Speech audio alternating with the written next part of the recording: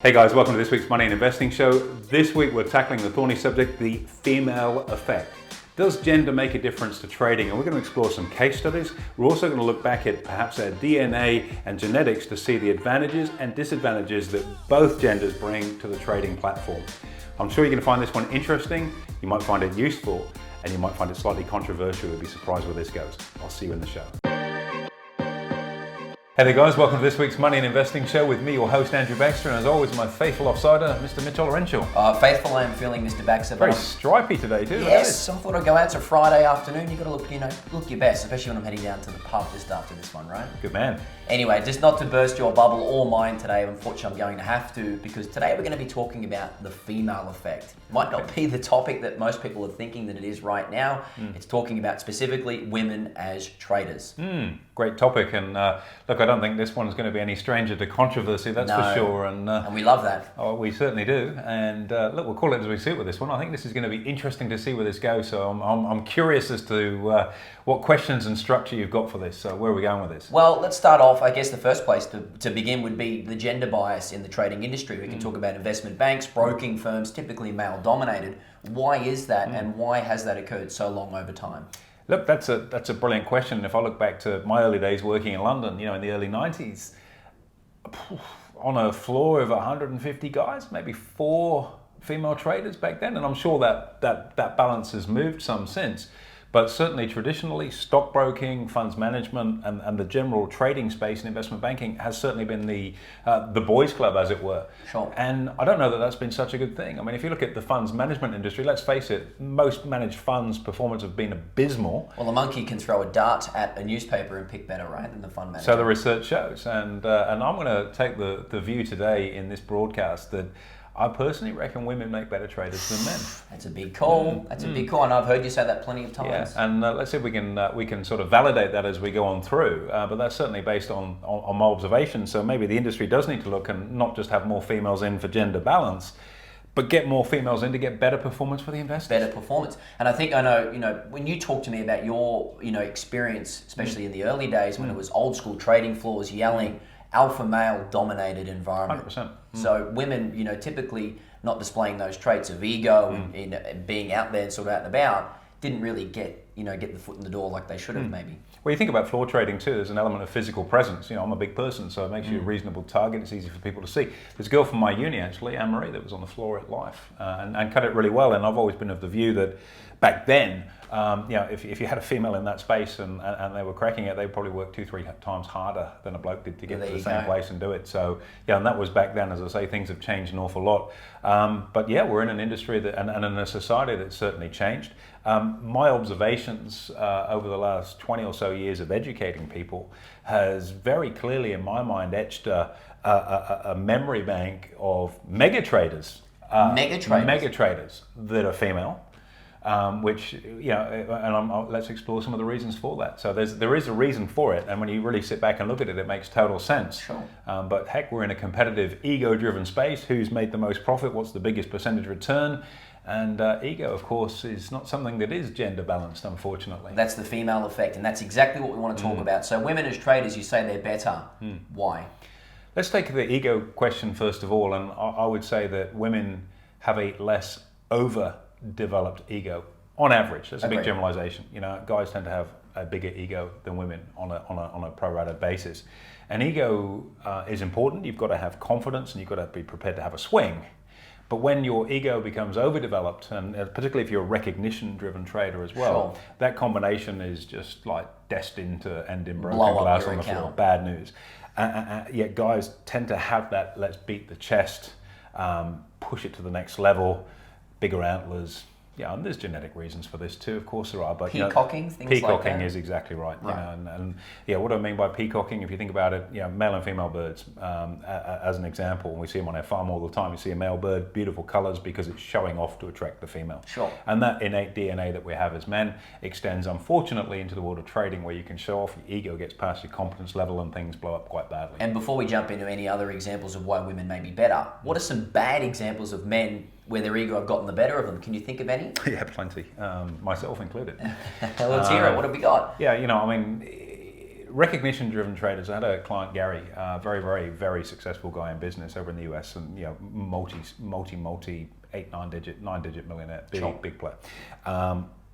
And for him, he was a sports trader, and he always said it's all about recognition. I want to go to the country club, and if I've had a win, I want it to be bigger than anybody else's, and if I've had a loss, I want it to be bigger than anybody else's, because it's not the result, it's just about being the best or the worst at whatever it is. Absolutely, getting the recognition from it. So there's an example, which is a pure ego trade, and he used to describe himself as a sports trader. Huge amount of respect for this guy because we rehabbed him quite well. Yeah. And in his case, he bought the baggage, and it was baggage of being incredibly successful in his business, and expected the trading, when you start from ground zero, you've got to go through the ranks to get up there.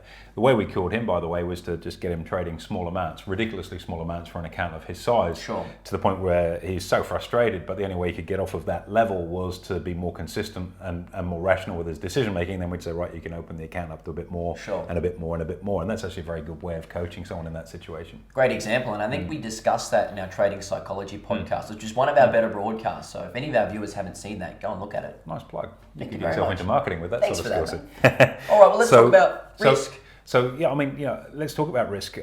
Genetically, if we go back into the traditional stereotypes for a moment, and again, there's no gender bias in what we're saying. This is just based on observation. The male was the hunter-gatherer, and the female was at home rearing the family. And traditionally in a household, women managed the budget and protected the family. Well, the swashbuckling husband was out there, killing an animal and dragging it back to the cave, or bringing a pay packet back, or whatever, in the traditional sense. And as a consequence, that attitude towards risk is far more enhanced in a female. If we talk about fight or flight, again, if there's ego involved, you're gonna, as a guy, you're gonna have a swing. You're not gonna run. You're not gonna be the weak person. You're gonna be the alpha, and you're gonna try and stay there, which is not always a good idea. Sure. And so, having that enhanced awareness of risk and that overarching DNA from 20, 30, 50 generations back, that is about nurture and protecting the family, is actually very, very important when it comes to trading, because you're kind of nurturing and protecting your account. Whereas guys, don't worry about that, we'll just go out and have another swing, we'll drag a bison back to the cave and get on with it. So to play devil's advocate here, if you're too conservative of protecting your nest egg, risk comes reward. So you're not going to get any rewards if you don't take any risks. How does that work? You've got to have measured risk. There's always going to be a risk in what you do, but it's being more in tune and aware of it.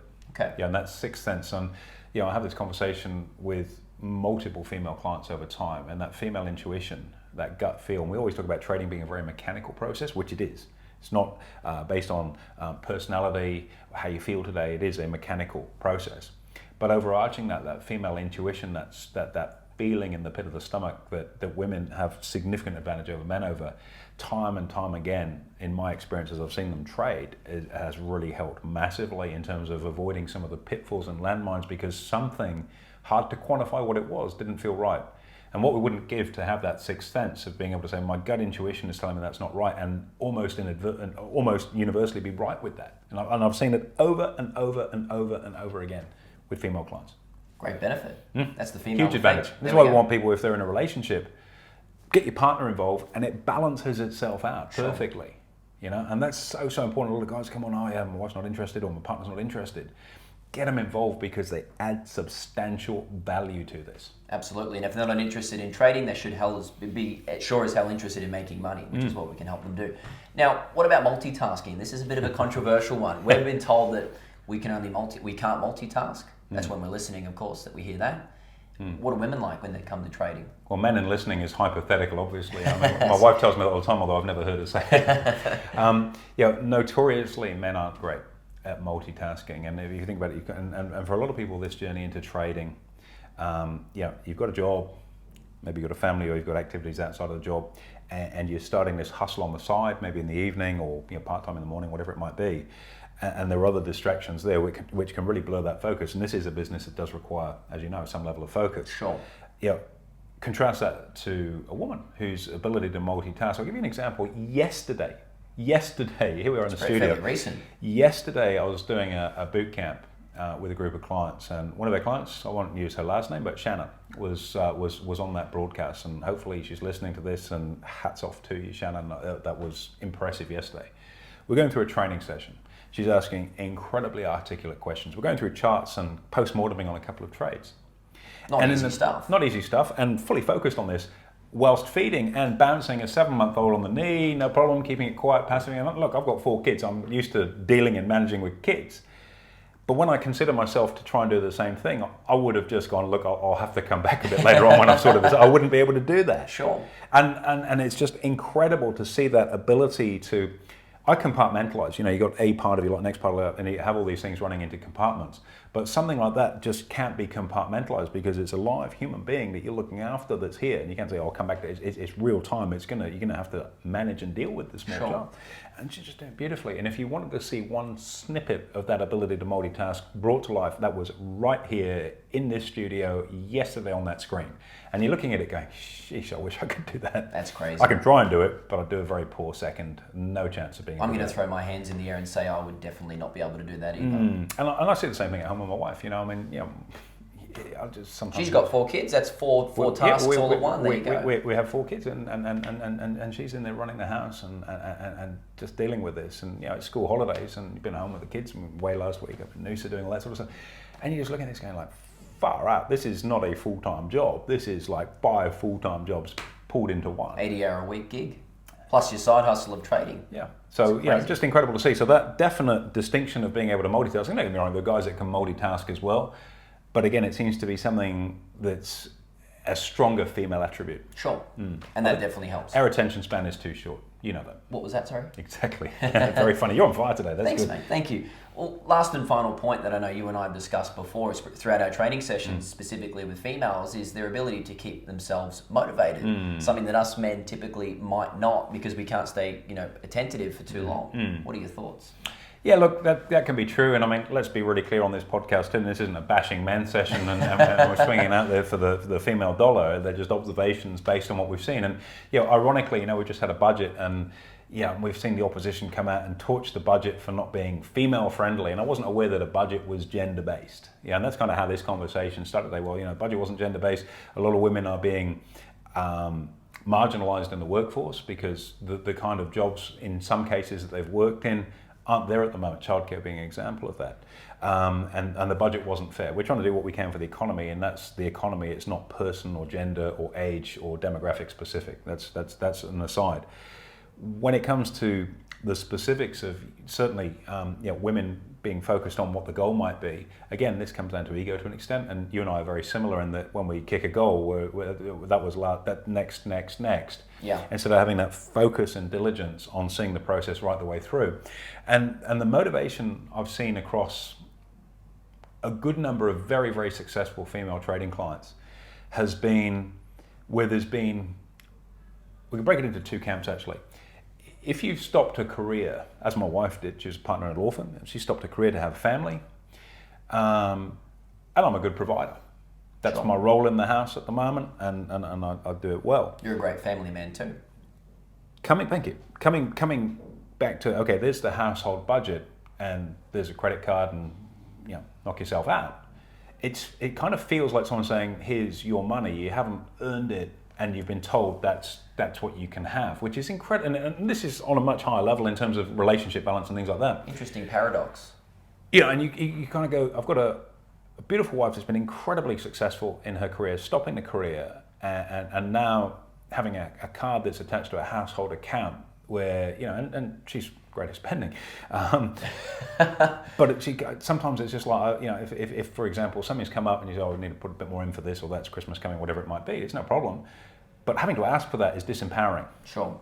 And to go from being independent and having your own source of income and running your own decisions, you want to go shopping, buy shoes, do this, have a car, just spend on whatever you want to without having to be accountable for it.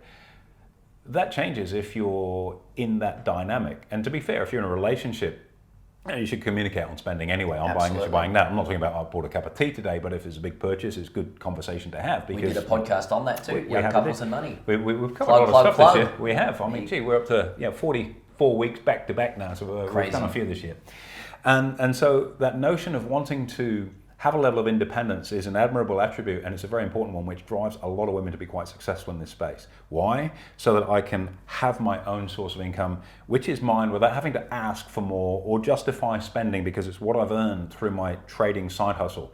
I might add, while I'm at home managing 5 jobs, looking after the kids, and running a household and doing everything else that goes alongside it, and cranking out extra income on the side here using trading and investing as we teach it. So that driver of wanting to have some level of independence is a massive motivator in some instances where you're in a relationship, and I've just given the example of maybe stopping work to have a family. Now, I've also seen incredible motivation on the other side, and we'll talk about mega traders in a moment. This lady was an incredible example. It's gone back a few years ago now and blew me, like totally left me just silent. I haven't heard this one, I'm excited. Now, she came in and she was in a difficult financial position where she had a very urgent need to generate some fairly substantial cash flow quickly. And I won't go into the specifics of it. And it wasn't, I'd like to achieve this or I'd want to achieve this. It was a must. And like any goal, when you're setting goals, if it's a must, it's going to happen. If it's a should, it's one of those things that you probably say New Year's Eve and never get around to doing. Sure. And that tenacity that it was a must. And again, driven by being the protector of the family because you had a couple of young kids, 2 kids, was an incredible thing, and an incredible journey to be part of in terms of the coaching and educating side, but also to sit back and watch as a spectator as well. And sometimes we get so involved with our clients in that coaching and learning journey that we forget to step out and watch that journey from the side. And this was an incredible one to watch on the side. And there aren't many of these stories I've got over 20 years because I don't step out often enough to step back and go, wow. Right. Because you're in the trenches helping people do it.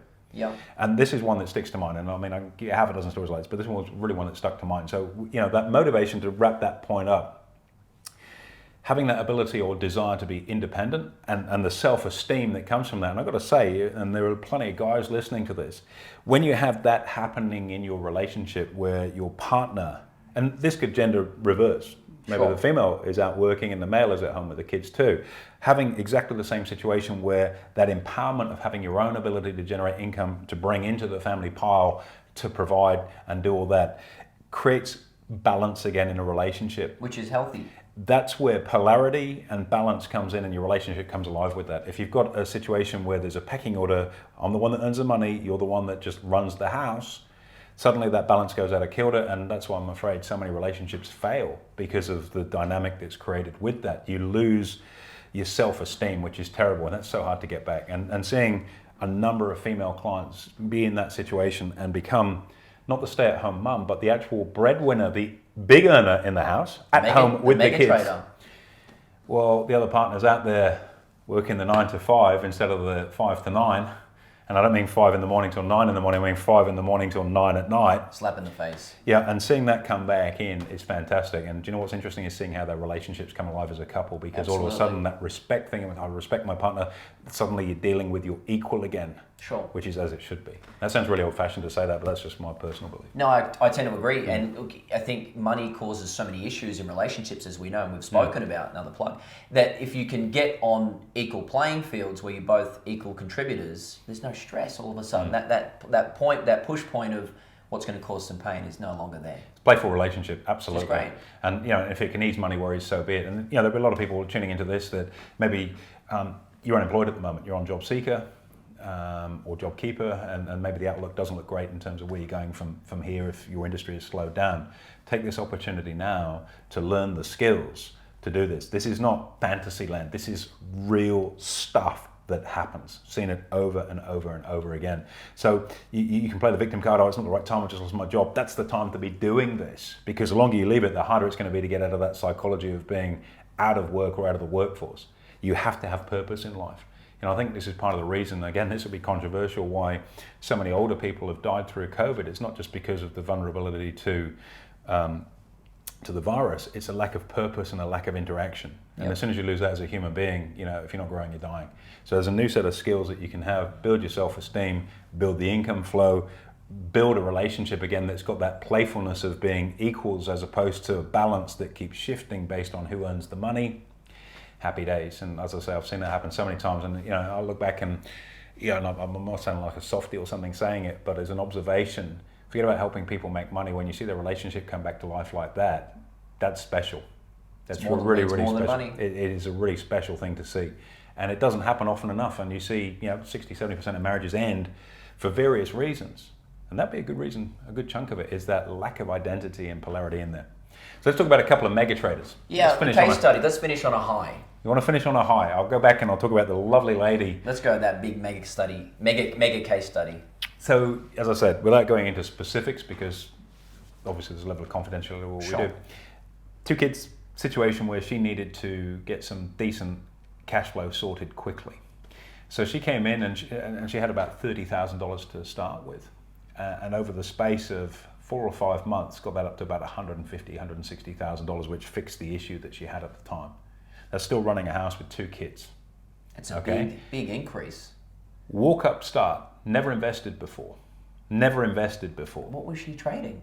At the time, obviously we were using some level of leverage. Worked very, very closely with her because when we met, she was one of those people that hit you with that immediacy, and we meet our clients less so. Well, we obviously still do through our boot camps and the virtual stuff, but you don't get that sort of face-to-face stuff with COVID right now. But when you meet people and you can feel that fire of intensity of what they've got, so she's walking in, this is where I'm at, and I've got to do this.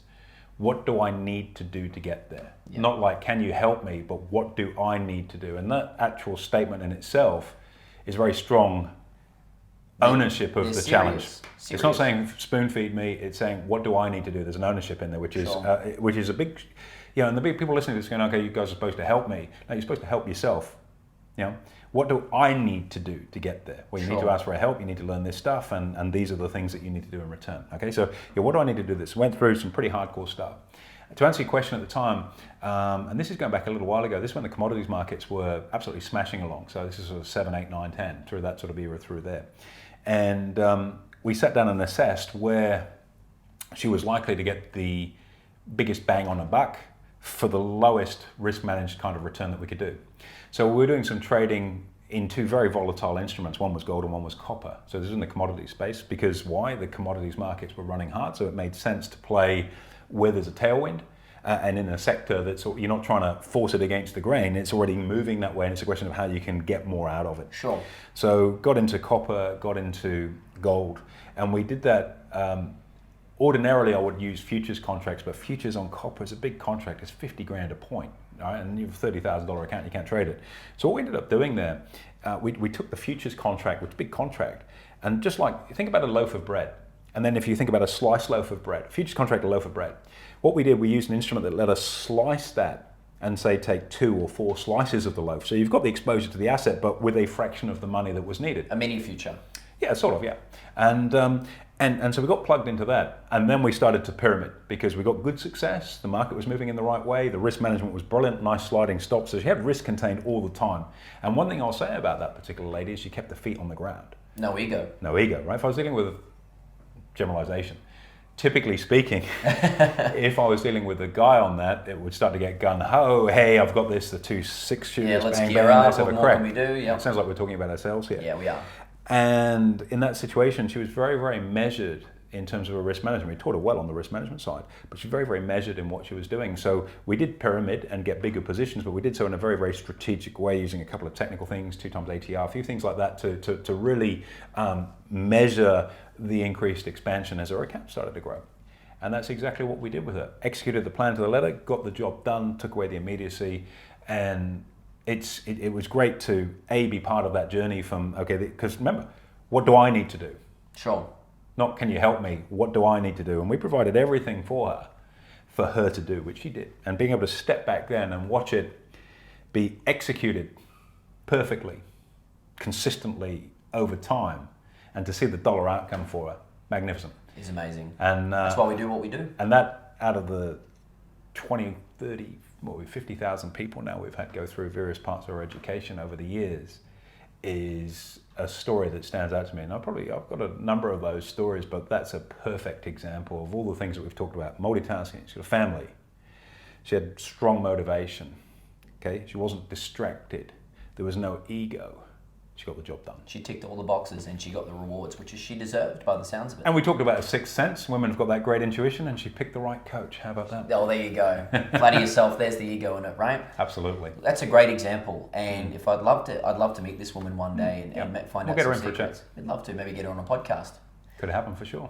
Look, I guess there's so much to unpack in there, and there's a lot of great points in there. And if any guys are here getting rolled up, then go and get your ego sorted, because the female effect is real from what I know, and it makes total sense. So as we come to the end of the broadcast, AB, I guess we pose the question that if you're a female and you think you've got it, what do you do? How do you get it? How do you get in touch with us? Get on and crack on. Contact us via social media, contact us via our webpage, hook into this podcast, obviously you're listening to it now, and open the door and let us help you. And what do you need to do? Quite simple. You've got to get educated, and you've got to follow it through to the letter. And the rest of it will take care of itself. And it is a process. And if you think about, HelloFresh or Marley Spoon, the food delivery services. Sure. Your package comes, all the ingredients are in the bag, it's weighed out perfectly before you start. There's a menu card or recipe card with the 8 to 10 steps to follow. There's pictures to help you along the way. Flip the card over, and that's what you're aiming for, and guess what? It looks like that. You should try this sometime. I know you don't do any cooking with it right now. And if you think about it, trading is exactly the same. We've made it like that, where it's process driven, and we've made it hard for people to really stuff up. Add in the natural strengths that a female brings to this, DNA-wise, hereditary, genetically, that lack of ego or overdeveloped ego, that ability to multitask, and that ability to stay focused on the prize in terms of their motivation and the diligence to do it. It's a recipe that's made in heaven in terms of success. And I look back at the traditional side of this industry when I started in there in the dinosaur era in 1992, a long time ago now. And I think back to that trading floor, and I think about, particularly now, if I look back at some of the personality types of the females that were on that floor. And mate, they had it in spades. They were ahead of their time. And their success, they earned probably 3 times as hard as any of the guys had to, because it was a boys' club then. Sure. And life shouldn't be that. It is a level playing field, and that's the wonderful thing about markets now. Doesn't matter where you're from, how old you are, what language you speak, what education you have, what gender you are, what colour you are, what caste you were born in, whether you're attractive, whether you're not attractive, whether you're fit, whether you're not. None of that matters. All you've got to have is a level of purpose behind you, that I want this. What do I need to do to get it? Get educated, get a coach and a mentor, but most importantly, get started. Well, there you go. You heard it here first. The female effect wrapped up in one. Thank you very much, AB. My pleasure. Well, there you have it, guys. The female effect. Make sure you give us a review and a rating, and we'll look forward to seeing you next week's show.